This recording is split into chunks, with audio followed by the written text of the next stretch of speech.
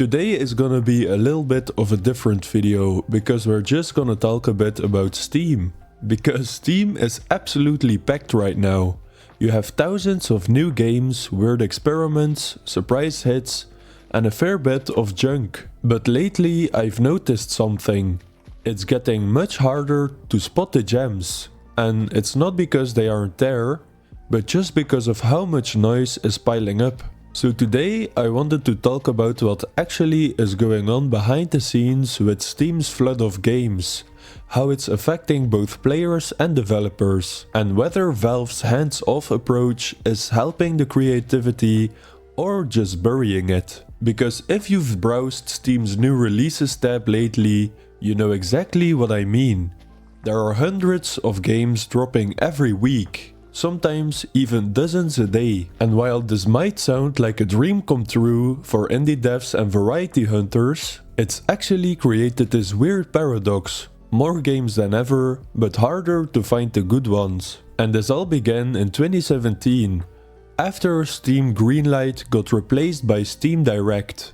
And after that, anyone could publish a game for $100, and they did. And now we're seeing everything from incredible solo projects to low-effort asset flips fighting for the same front page space. And in my opinion, it's really turning discovering new games into a less fun process. And with this, Steam's algorithm tries to help. But between wishlisting, tags and trending charts, it can feel like it's just showing you more of what you already played, and not what you might love next. And on the developer side, it's brutal. Unless you already have a following, your game can literally vanish in the noise within days of its release. The launch window is everything, and if Steam's not surfacing your game to the right people, it's like dropping it into a black hole. And I've genuinely come across some great titles that got buried because they didn't have the right trailer thumbnail or enough reviews on day one. And it's kind of heartbreaking. So you might ask, what's the consequences of all of this? Well, since Steam Discovery isn't cutting it for most devs, guess who's stepping in?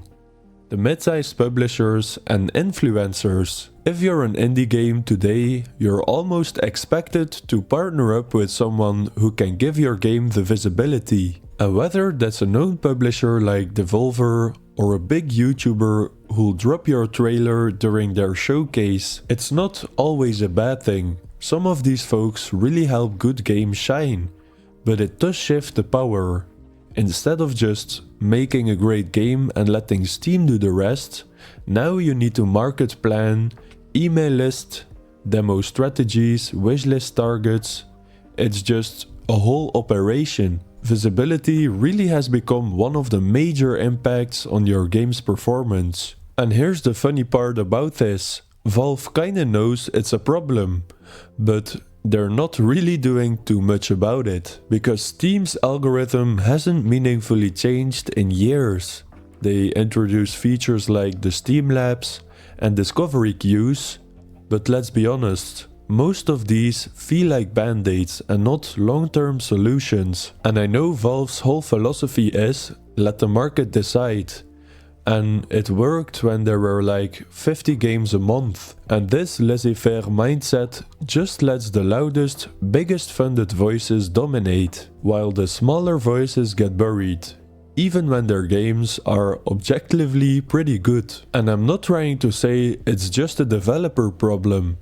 It hits us as players too. Think about it. How many times have you opened up Steam, you scroll for a bit and close it without buying anything? And this is what I mean. It's not because there aren't any good games, it's because we can rarely find them. The front page is crowded with either the same 5 trending games or cheap bait titles with flashy thumbnails. With all of this said, what are developers doing about it? Well, some are leaning hard into social media, building hype on TikTok or Twitter because they know Steam's not going to carry them. Others are shifting strategy entirely, making short, cheaper games just to stay visible in the algorithm. And then you also have developers forming tight-knit communities through Discord or Patreon. basically creating their own mini platforms just to survive. It's pretty wild to me that even with millions of Steam users, some of the most promising indie games find more traction off the platform than on it. It's pretty much a game of survival now, and not every studio has the tools to keep up. The truth about this is, Valve makes money whether a game hits 10,000 sales or 10 million. They're not curating like the Epic Games Store or Nintendo eShop. So there's not much incentive for Valve to step in and fix discoverability, unless it becomes a PR problem or something, or starts affecting their bottom line. One thing about Valve is they hate micromanaging, and it's kind of the root of the problem. Steam isn't curated like the traditional stores, as I said.